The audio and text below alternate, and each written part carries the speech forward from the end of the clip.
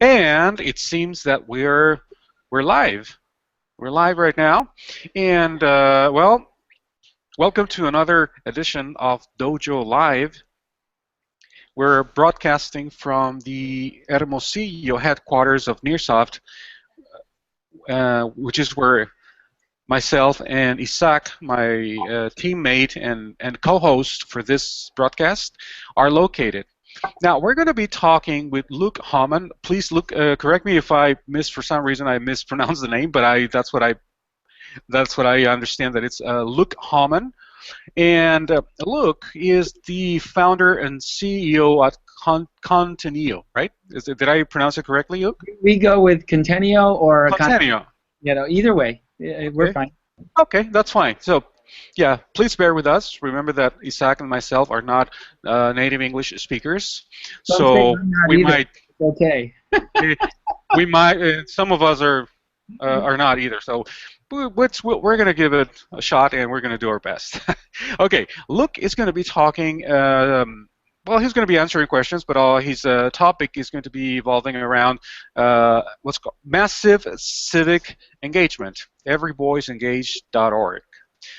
Okay, so and thank you, Isaac, by the way, and for having agreed to be co-host.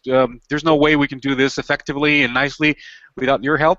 So, having said this, I'd like to, and I see also more people. Isaac, are these your team? Oh, there is also Eric and Ariel. Uh-huh. They're on the same team, so they are very happy to join us with this chat. Perfect. Okay, excellent.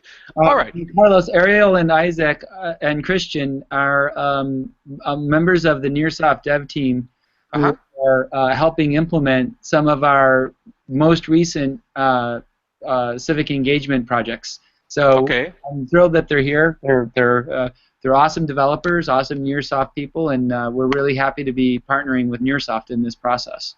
Excellent. Thank you. Yeah, that's absolutely great. Oh, before we continue, Eric and Ariel, I'm going to encourage you, if possible, to turn on your cameras, because this is about engagement. This is about seeing at each other, and basically, we just want to talk to actual people, not just icons, right? That are laying dormant right there, right? Okay, so thank you for doing that.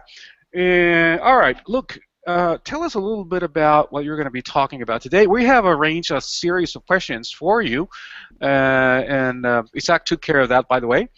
And but you're going to be talking to us about massive civic engagement. Would you care to start talking to us about why you chose this particular topic, and then we'll just we'll start with the questions for the audience as well.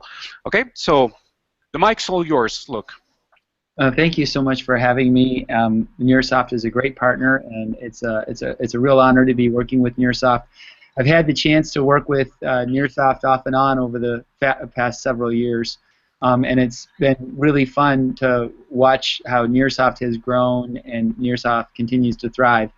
And we're really glad to be working again with Nearsoft. The topic that we're tackling is massive civic engagement.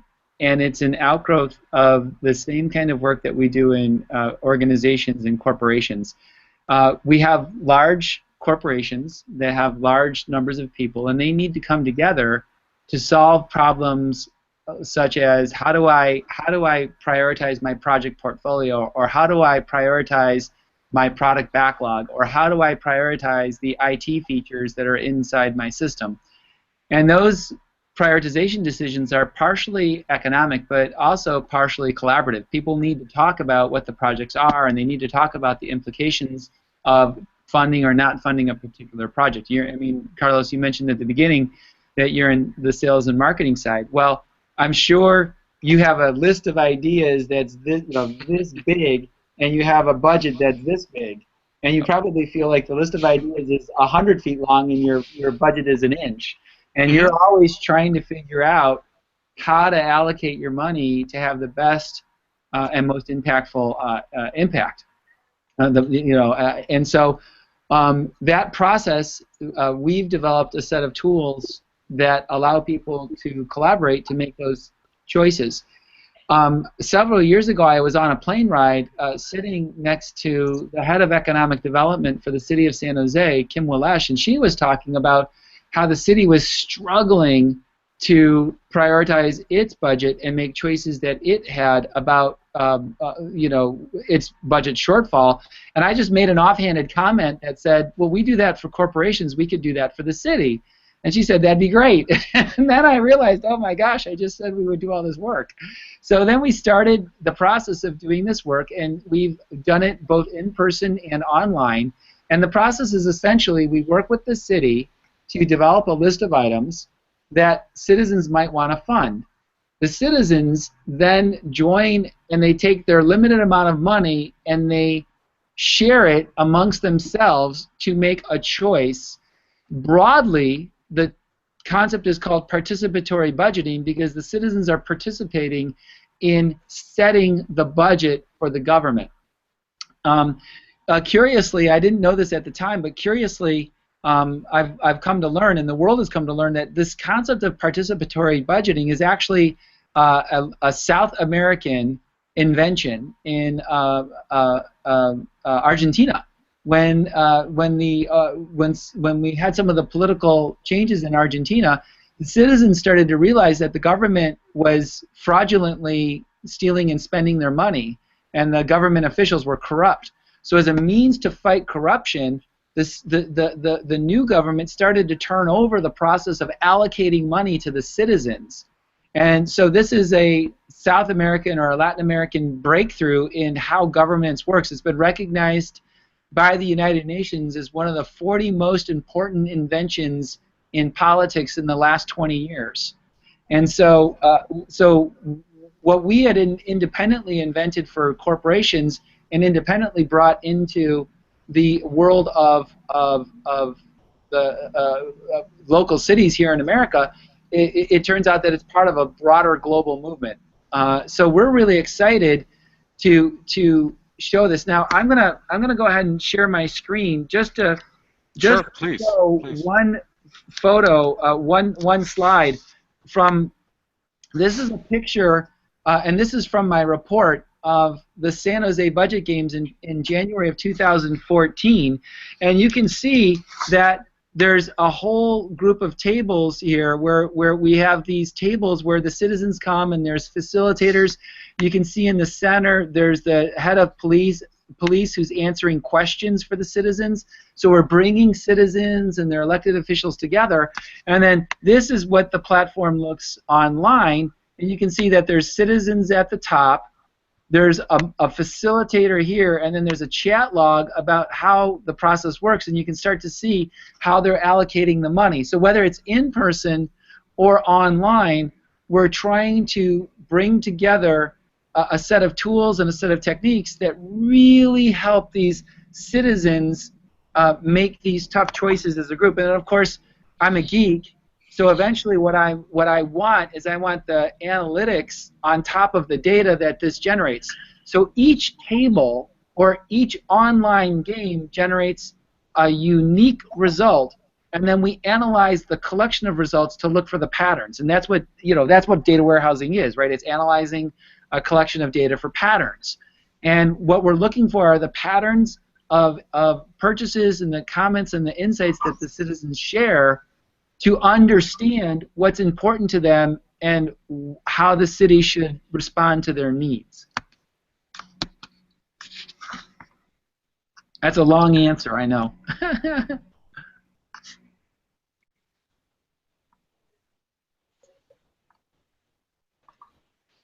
Look, are you saying about patterns? Have you, with all of this data, what interesting things have you found? Or something that you at first didn't consider, but later after seeing the data and after seeing a lot of cases or similar cases, what are the commonalities or what are the patterns that you identify or are common to these kind of things? Yeah, I'll go ahead and screen share again, and I'll go forward a little bit. And by the way, if we can make this link available to people at the talk. You can see the results, and you can see purchases like gang prevention and stuff like that. But what I think is really important that we discovered in working with the citizens is how sophisticated normal citizens are about the city that they live in. And so, for example, if you look at the comments of citizens in the online chat logs about pavement maintenance, right, you can see, right, a belief here. I believe preventative maintenance on the roads would help mitigate repair costs for buses and make public transportation more efficient and more affordable. And then the person replies, I also concede that the buses do not travel local streets often, so the major streets are a higher priority, as much as it pains me to say it. When you just look at that little vignette and you start to really unpack it from its linguistic payload, you start to see complex systems thinking. This person is equating in their mind pavement maintenance to lower public transportation costs. This person is saying, I accept a trade-off where even though my small street may need some repair, the larger, greater good of pavement maintenance is the busy streets that are a higher priority. So what we're seeing is exactly the opposite of the rhetoric in the current American presidential debates, where it's these hard opinions that are based on fighting, and there's no, it's like, I cannot talk to you, I cannot give ground, I cannot come together. And yet in our techniques, you're seeing people have a conversation that shows that they really have insight into what's going on.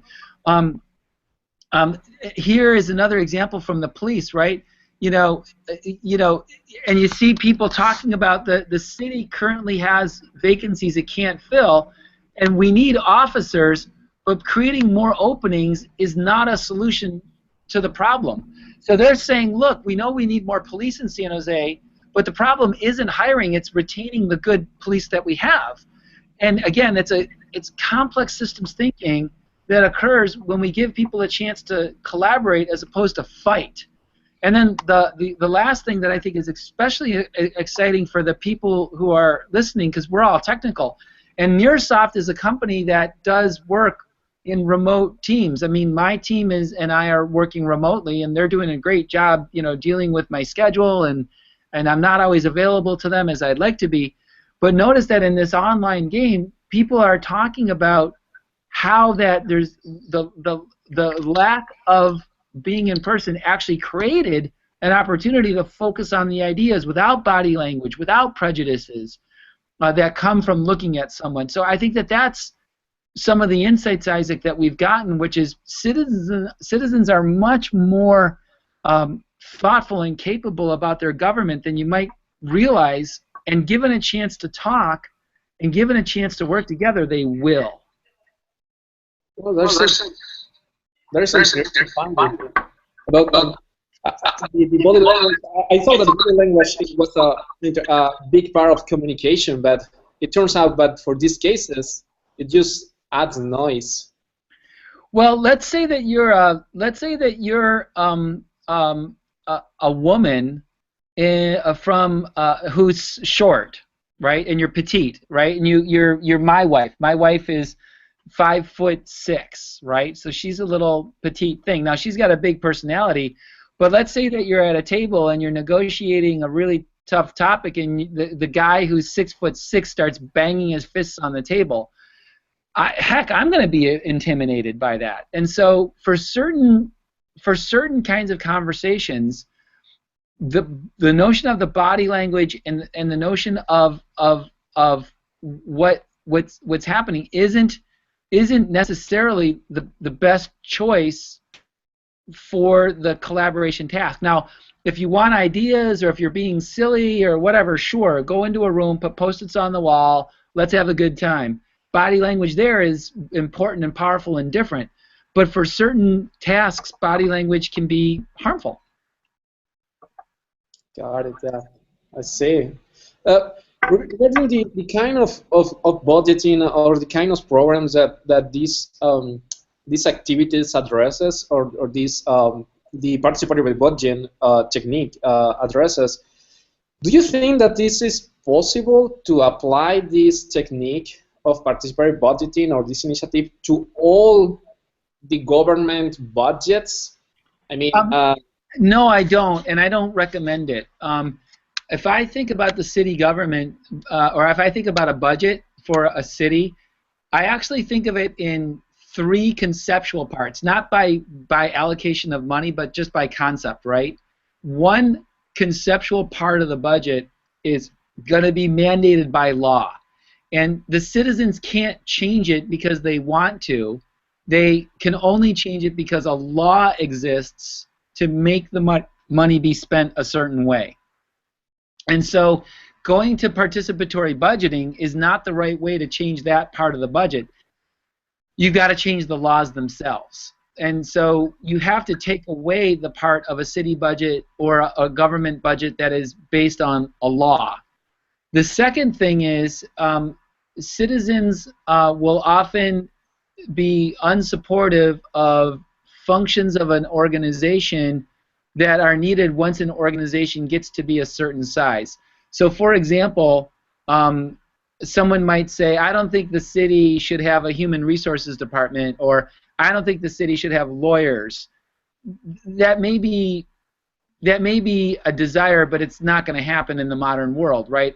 Can you imagine Mexico City not having a legal team? No. The government of Mexico City, I mean, Mexico City is one of the biggest cities in the world.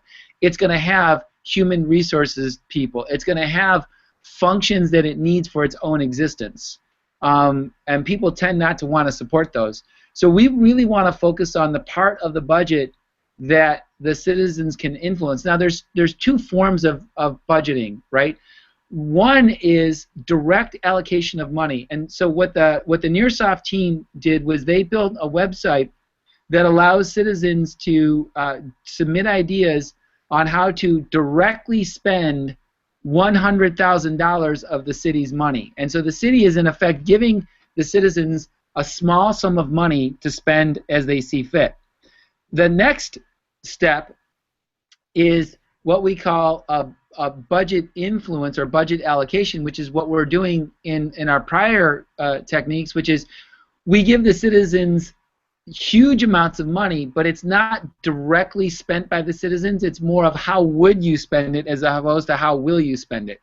And so I think you need both mechanisms of direct control of a small sum of money and indirect control of a larger sum of money to make the best choices available. But I don't think the whole budget should be available, partly because I think it's illegal. I mean, you gotta, if you want to change certain parts of the budget, you have to change the laws.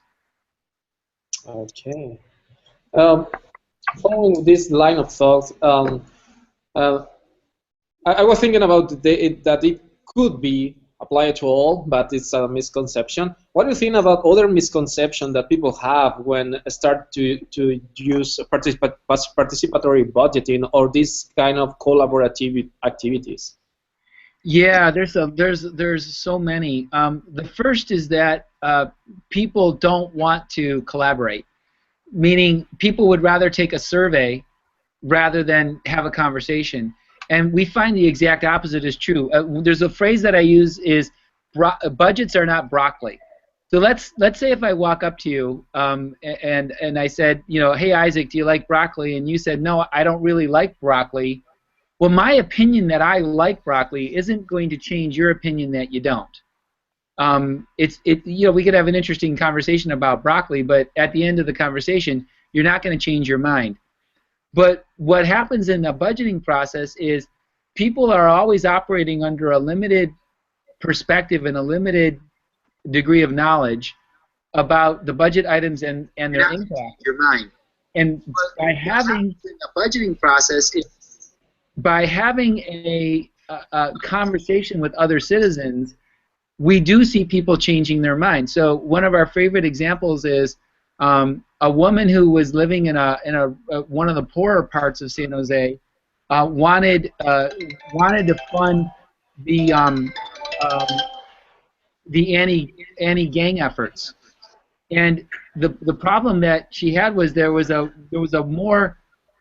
woman who had started the conversation at her table who wanted to fund the library, and so this woman started talking about libraries, and then made her case. But then this other woman said, well, and the team was like, okay, let's fund the library. But then the woman said, well, before you fund the libraries, let me tell you about why it's important for me to fund gang efforts. And when everyone else heard about what her children and what her community was dealing with gangs and gang violence, they all changed their mind. And so the point is that when I ask you, do you like broccoli or do you like a certain soccer team, someone else's opinion about their soccer team isn't going to change yours very much. But when you start talking about budgets and libraries and police and pavement, and you start thinking about what other people are saying, we do see people changing their mind and softening their opinion and making different choices. And it's that active conversation that is so important in the process. I see. Guys, can I step in for 1 second? Sure. This is just a quick reminder for our audience to send us their questions. If you're watching us on our page or on our YouTube channel, you should see a prompt that says "Be part of the conversation." It's located on the lower left-hand side of the screen. Just click there, follow the instructions, follow the prompt, and it'll take you to our Q&A window. And you can just send us your questions right there, and we'll read them to Luke, and we'll go from there. But I just wanted to bring that up. I thought it was important so that people can interact with us with their questions. And having said this, thank you. Sorry for the interruption, and please go on. Yeah, and Christian and Isaac and Ariel will tell you that I'm pretty comfortable with conversations and interactions, and because we don't start with everything correct. We start by having a conversation about what we think is the path forward, and then we kind of work it out together. So I would love for the other people on this Dojo Live to ask questions. It'd be great. Yeah, absolutely. That's what the Q&A section is for. So there you have it, folks. So send us your questions, and we'll read them off to Luke for discussion. All right, guys. So, Mike, the mic's all yours again. Yeah. Sorry. So thinking about an unimaginable hater that will say, hey, what are the disadvantages of a PV system or a PV approach of doing things? What you will say if you were that hater? Let's say that there is another dimension and you are not Luke, this guy, so you are trying to be a hater of this program. What would be your arguments against the participatory budget approach? One argument that you could make is that because citizens are not given access to the full budget, it's trying to control them. It's still trying to control them, right? Meaning there are some cities in America that have engaged this program with tiny sums of money, not very meaningful sums of money. And so what that could do is what I call pacifistic politics. Rather than getting the citizens really engaged, it's like they used to do in the medieval ages in Europe. They would give the citizens, food and beer to shut them up so they wouldn't riot and fight.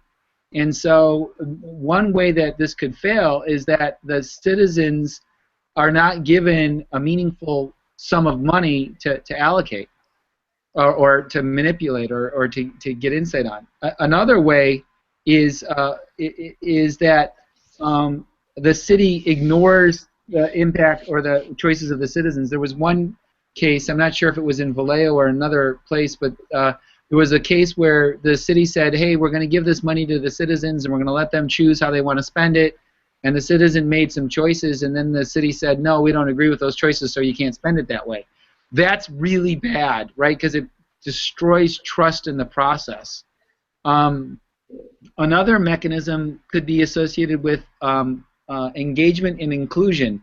This is a process for rich people. This is a process for people who only speak English. This is a process for people who can have the technology to join in person or online, and it's not inclusive. We take that one very seriously. So when we do our session in San Jose is about 25% of the population is Vietnamese or Asian, and about 30% of the population is Hispanic. So we try to make sure that we have tables with Vietnamese content and Vietnamese speaking facilitators. We try to have tables that have the content in Spanish and Spanish speaking facilitators so that people can be as inclusive as we can. We do it in person and online so that we can be as inclusive as we can. But those are some of the, I think some of those are some of the valid criticisms of what participatory budgeting is and what it's about, but also some mechanisms about how we can change it. Look, one thing I'd like to, if I may, I'd like to read one question from the audience, and this is from a gentleman by the name of Juan Bravo. Juan is asking the following: do you have a version of Conteneo for nonprofits? My organization has people scattered around the U.S. and Mexico, and I see a need both for collaborative planning inside the organization and also to facilitate collective planning of complex issues related. So we don't have a special version for nonprofits, but we do have special pricing. So Juan, just reach out to me and I'll get you a discount code to our platform. Because we regularly give low-cost or zero-cost licenses to nonprofits to use our platform.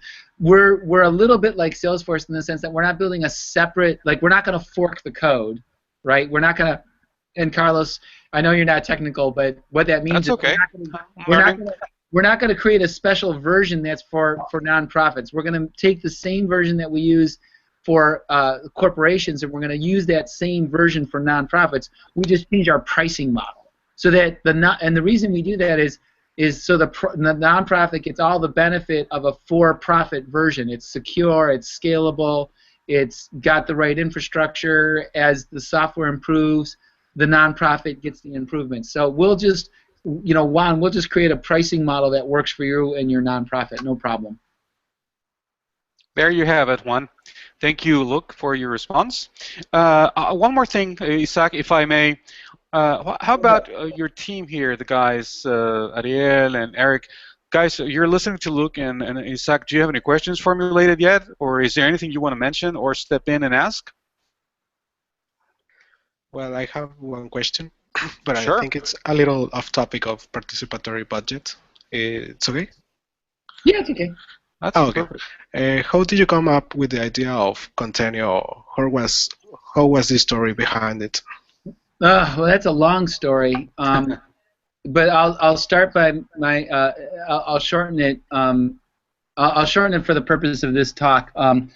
I started as a developer, right? I was writing code. Now we were using much different languages. I was originally a C and Lisp programmer. I studied artificial intelligence at the University of Michigan. I built very sophisticated programming environments.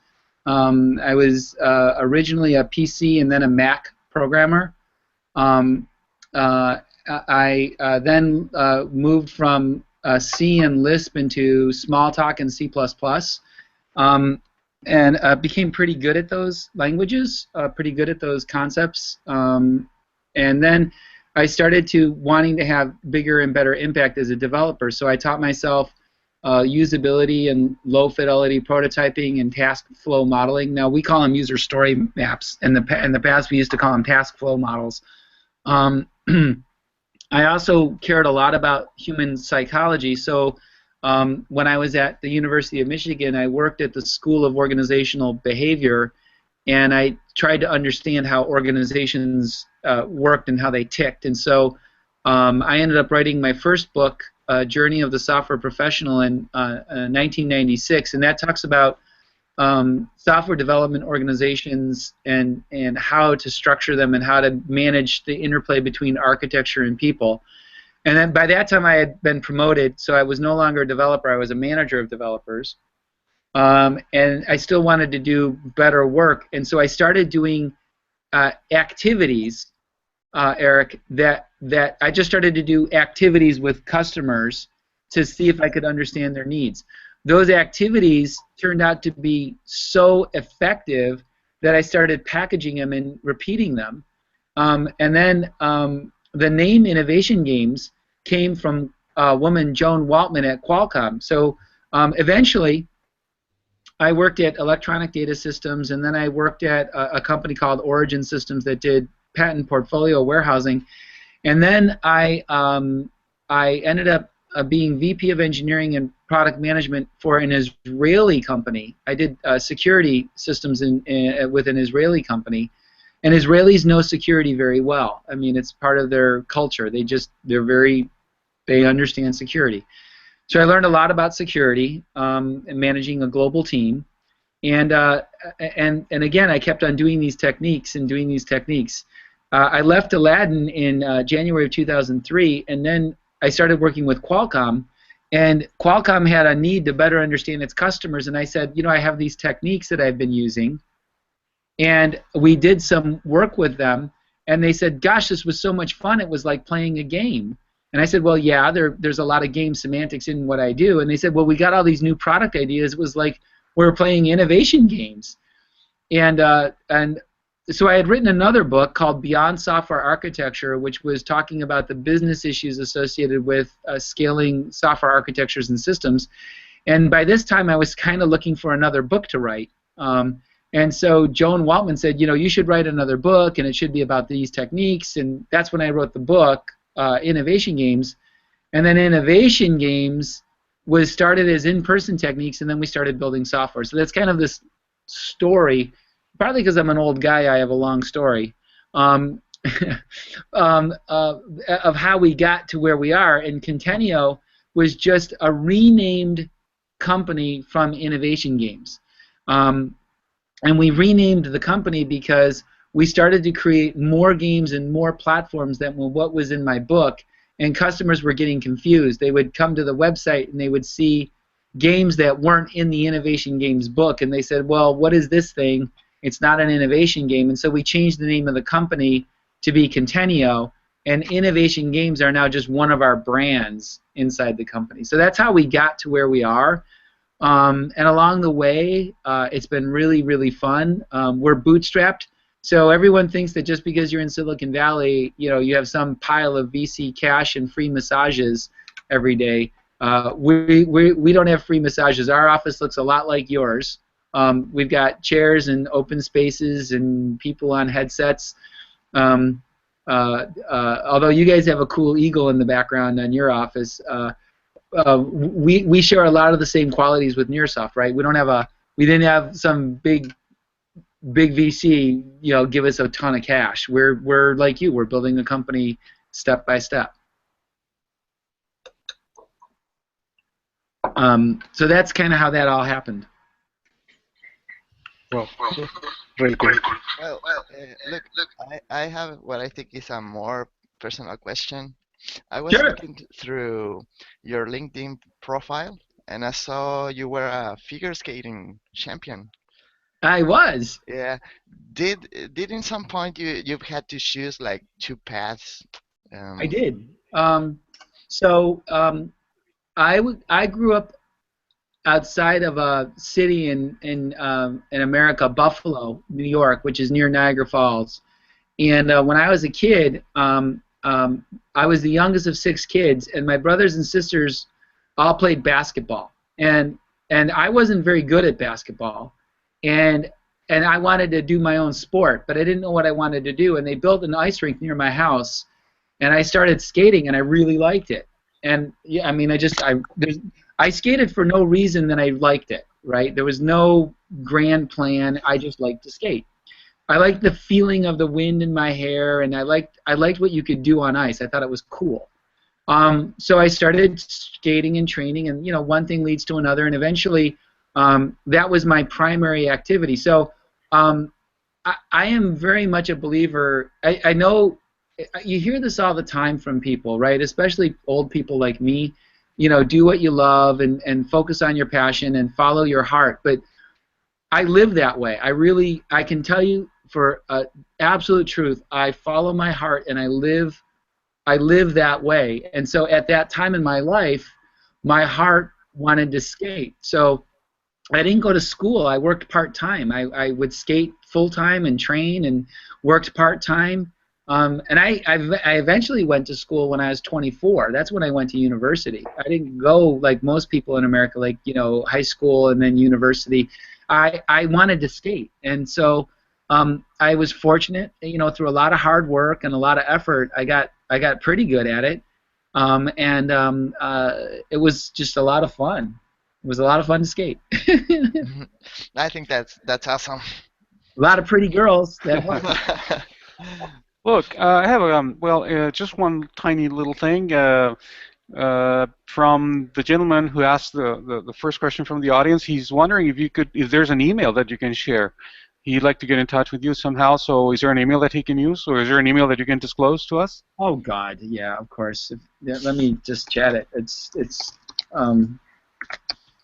Of course. I mean, you know, call me. There you have it. You're more than welcome to contact me or call me or whatever. But Eric, back to your question about skating. I did have a life choice to make when I was 24. What happened was I had my second at that time it was my second knee surgery, and my skating partner didn't want to keep skating. And so I had a choice to make. Did I want to keep skating one more year, maybe two, or did I want to pursue a job at EDS? I was working for Electronic Data Systems at the time, and I got this incredible job offer, this really exciting idea to work on expert systems at EDS. And so at that point, I did have a life choice. We always have life choices, and my heart said skating was fulfilled and done, and I should go after the job at EDS, and so I did. I think that's a very good advice. Always to follow your heart. It's not easy, but it's good to do. Yeah, thank you. All right. More or less on the same path. Look, I have one question that I copied from one of my heroes. It's Tim Ferriss. So he has always this question, and I find it interesting.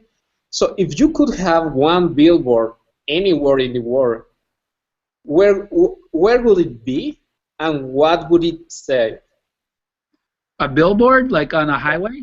Yeah, a big billboard. You can put it whatever you want, and you can put it. Imagine, I don't know, New York. How to say this big corner with a lot of any way and any place of the world. What would it say? What it would be? And what would it say? Wow, I'm not prepared for that one, so I have to think for a second. If I had a billboard and I could put it anywhere in the world, where would I put it, and what would it say? I would probably put the billboard in London Heathrow, because it's the world's largest airport and it gets more air traffic than anyone. So it would help me maximize my reach. And what would it say? I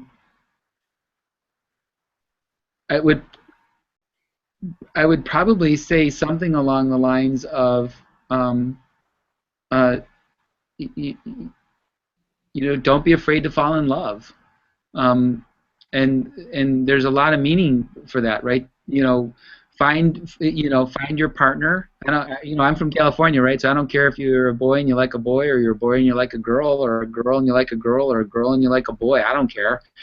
And for your work, right? You should fall in love with your job. You shouldn't, walk into work saying, I have to do this job. Now, I understand that there's billions of people on the planet who don't have the same opportunities that the people who are listening to this have, right? We all live in a great opportunity, right? I mean, if you're using a computer, you're ahead of 6.5 billion other people in the world. I guarantee it. If you've got a phone, if you've got a headset, if you're sitting in that office where you're sitting, you're ahead of 6.5 billion people in the world.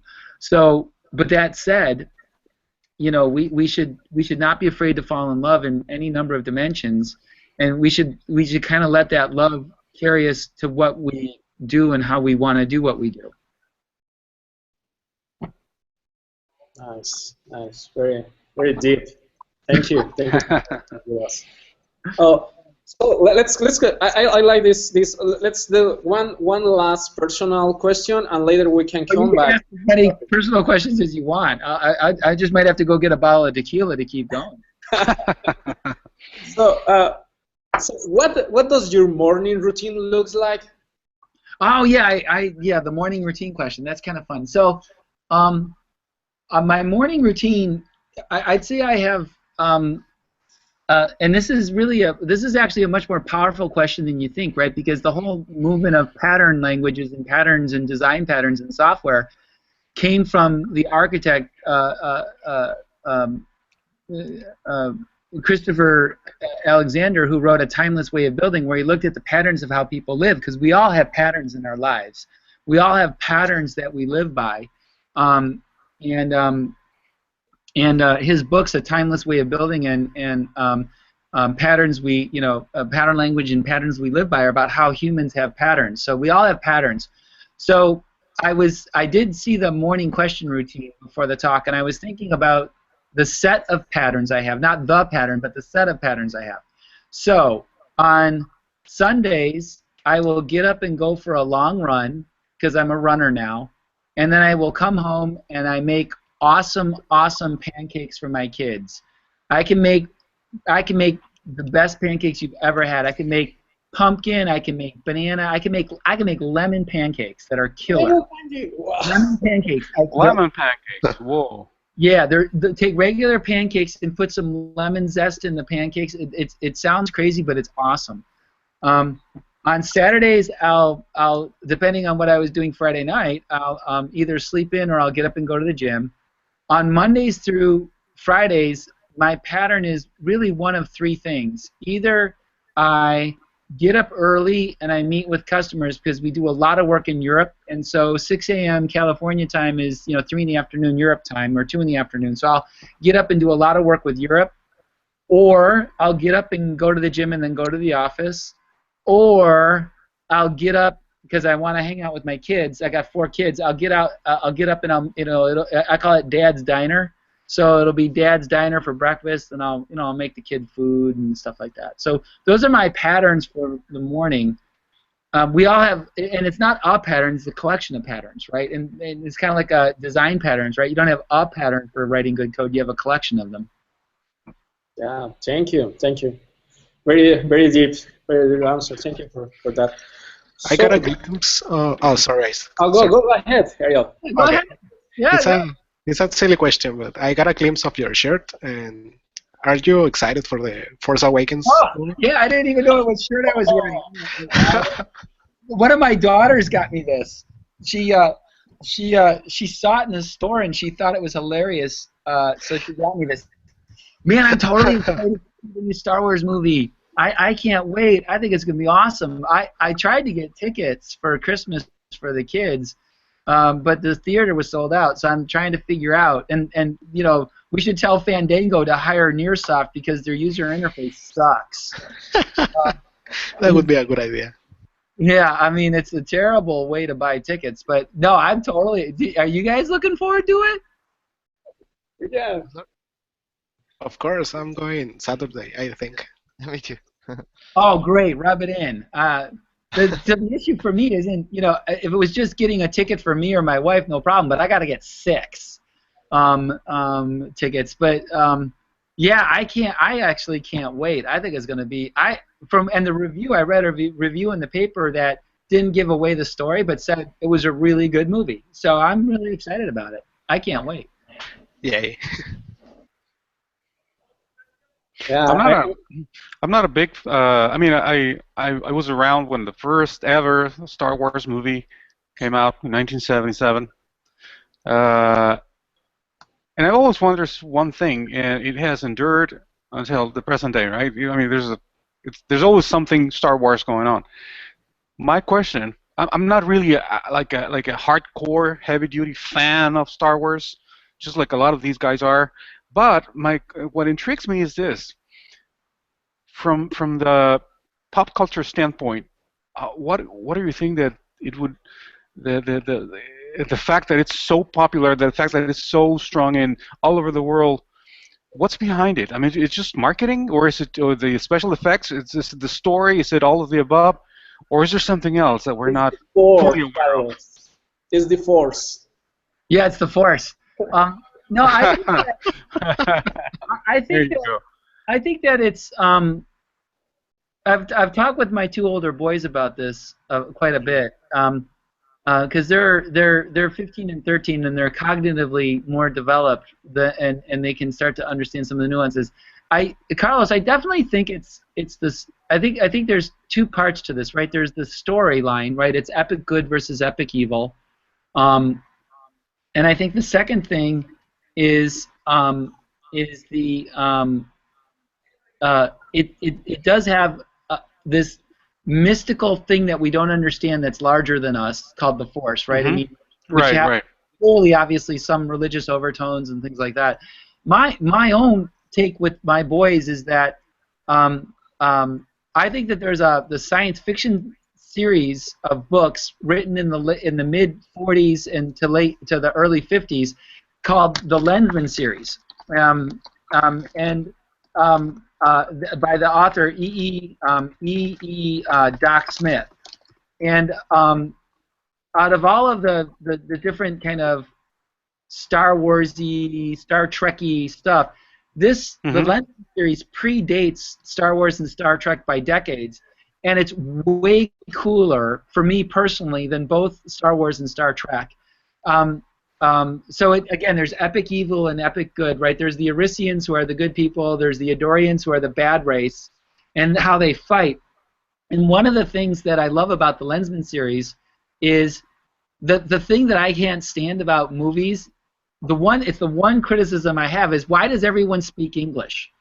Like I go to some weird planet light years away, and they speak English. Like, really? Come on, people. I think it's for the same. I'm sorry. No, go ahead. No. So it drives me nuts, right? So the Lensman series has a completely different perspective. The Arisians. So the Lensman series is about good versus evil, but it's a police story. And so what happens is bad guys always have an advantage on good guys because they don't have a law. And so one of the ways that bad guys consistently communicate and beat good guys is by using communication technology, right? And if you look at military warfare and military history, you gain an advantage when you can communicate more efficiently and your communications are coded, right? So cryptography has been around since, way before computers. What we call a digital certificate was actually a derivative of the wax seal that kings used to use to seal their letters. And the precursor to that was the Romans would send messages by shaving the heads of their slaves and tattooing a message on their head, and by the time the slave got to the destination, their hair had grown back, and so no one knew what the message was or that they were carrying one. So we've wanted to have communications for eons. In the Lensman story, the bad guys around the universe are beating us because they don't have to communicate, they just steal. And so what the Lensman is the Arisians create a lens that allows telepathic communication between the good guys. And that made sense to me. Like, how am I going to communicate to another race? Well, I can't speak English, but if I have a lens, I can think and communicate telepathically. And it gets really cool because now you're not bound by trivial notions of what an alien looks like. So it has these bizarre aliens, like aliens that live on Pluto and are fourth dimensional beings because of absolute zero. I mean, it's like this craziness. So that's my go-to series for like what's better than Star Trek or Star Wars. It's the Lensman series. It's awesome. It's awesome, awesome, awesome stuff. Sorry, I'm showing a lot of my geekiness right now. No, thank you. Okay. It's gonna be. I don't think any of these guys are going to complain from the way I see it. But I Okay. do think the epic story of good versus evil. I think there's a great hero. I think there's some nice plot twists. And there's some cool technology. I mean, come on, lightsabers are cool. I mean, anyone can have a laser, but not everyone has a lightsaber. Right. Yeah, it's cool. Okay. Trying to- One thing, Isak, just real quick. We're a few minutes away from wrapping up today's broadcast of Dojo Live. So again, just a friendly reminder that if there's any questions either from the audience themselves or from the guys here and your team, from Ariel or from Eric, or from yourself, Isak, if you have anything written down, that'll be cool. Now's the time. So I just wanted to bring that up. That's a very important question for Carlos, Isaac. We'll see how he does. Okay. I'll do my best. Carlos, are you ready? I don't think I am. I mean, I'm just from the looks on your face. I don't think I am. But go ahead, shoot. I'll give it a shot. Marvel or DC? Holy guacamole. Okay. Marvel or DC? Holy. I'd say Bugs Bunny. Warner No! Brothers. You can't take Bugs Bunny. Marvel I'm not a big fan of comics, sorry. But if I had to, a now, lot of audience here. now that you bring it up, seriously, if I really had to choose, I think I'd settle for Marvel. Oh, good choice. DC is a little obscure, a little dark from my standpoint. I mean, that's what I think. I tell my kids that it's Marvel for sure because and this goes back to your question about the content of the story. In Marvel, the characters are typically struggling with their own sense of self and sense of identity and sense of loyalty and sense of teamwork. In DC, the characters are typically struggling against a physical flaw as opposed to a social or a collaborative flaw. So, like in the classic storyline of Marvel is, the Fantastic Four starts fighting some foe. They don't get along. The foe kicks their ass. They figure out that they got to work again as a team. They come together as a team and they kick the foe's ass. Right? That's what we like. The classic storyline in DC seems to be, I'm Green Lantern and I can beat anything but something yellow, which doesn't make any sense at all anyway. And so, or I'm Superman and I'm the most powerful character ever invented, unless it's kryptonite. And so that's kind of the frustrating thing is that's why I tend to like Marvel. And they've got Wolverine and Wolverine is cool. That's cool. But DC has Batman, and Batman is cooler. Okay. Ariel picks the one character that should defect from DC to Marvel because Batman is cool. But I mean, come on, Aquaman, he's lame. And I love Wolverine because I feel like I'm Wolverine. I feel like being an entrepreneur, I take inspiration from Wolverine because I'd rather get the shit kicked out of me and not die and live and have my superpower healing strength kick in and fight another day. And that's how you feel sometimes as an entrepreneur. I am not going to die. I will never not be successful. Oh, that's great advice for all of those who are thinking or are already engaged in being an entrepreneur. So I never looked at it from the Wolverine standpoint, but you made a great point. Okay, guys, I need to remind you that we're about to wrap up. So if there's anything else that you want to share with the audience, or in terms of today's topic, or from Luke, from Isaac, go ahead. I have one last question to wrap this up. And following actually it was it is funny that following this line of thinking about superheroes and superpowers, there is one book that I really like. It's called Nudge by Cass Sunstein. The book talks about improving decisions, doing a small notches on things. Let's say that you have some kind of superpower that you can encourage a community to start with participatory budget. How do you approach this, and how do you make small changes to push the community to follow this path, to give them or encourage them to start using this? Yeah, I think that's I was looking at my bookshelf because I love Nudge too, and I think it's a really compelling book, and I think it's got a lot of untapped potential, even in our own work. So, Isaac, we'll probably have to give the summary to the dev team so that they can kind of know what we're thinking, because this is really important. So Nudge, for the listeners, Nudge is a book about a broader topic called choice modeling and helping people make choices. And we're all what Nudge calls choice architects, right? The moment as a developer you put together a pull-down menu, what is in that pull-down menu is a set of choices, or when you put together checkboxes or radio buttons, those are choices. And people are influenced from everything from the way that you order those choices. Like if you're doing a payment, if you're doing a checkout page, if you put Visa first, that actually means something than putting MasterCard or American Express first, right? So this notion of choice modeling is very important. And what happens about what Nudge is talking about is not only what the order is, but can you create defaults that create better outcomes for society. So, for example, in America, we have a social security system that's starting to fail. So we have our own retirement processes called 401k.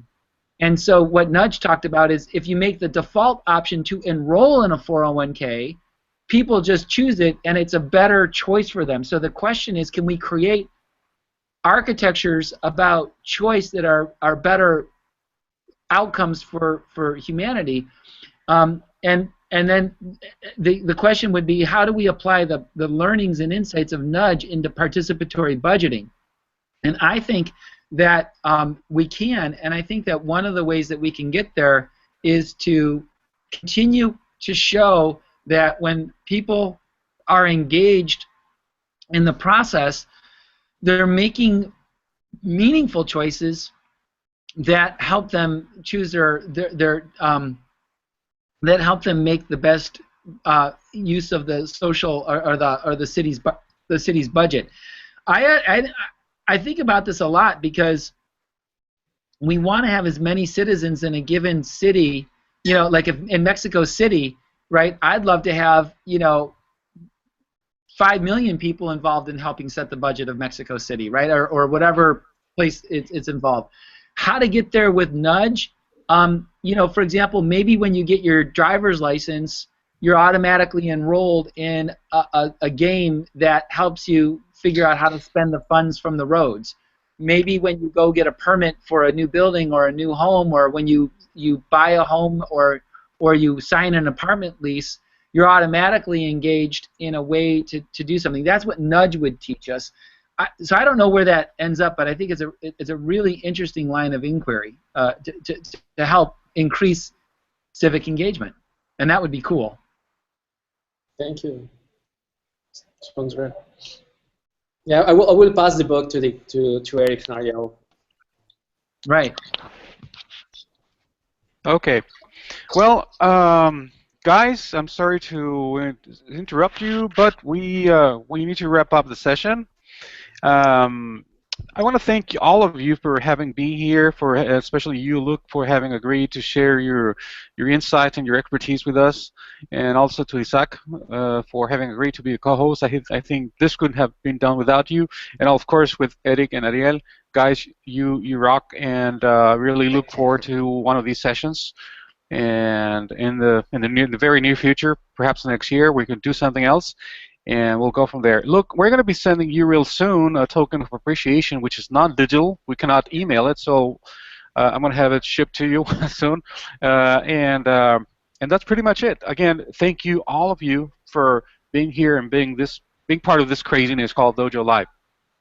Thank you, everyone. And the last thing I put into the chat was check out what your fellow workers and fellow people built. D3decides.com. The guys did a great job, and we're continuing to do the agile work of tinkering with it and making it better. But it's really exciting stuff. Great. Awesome. Thanks, guys. Okay. Thank you, guys.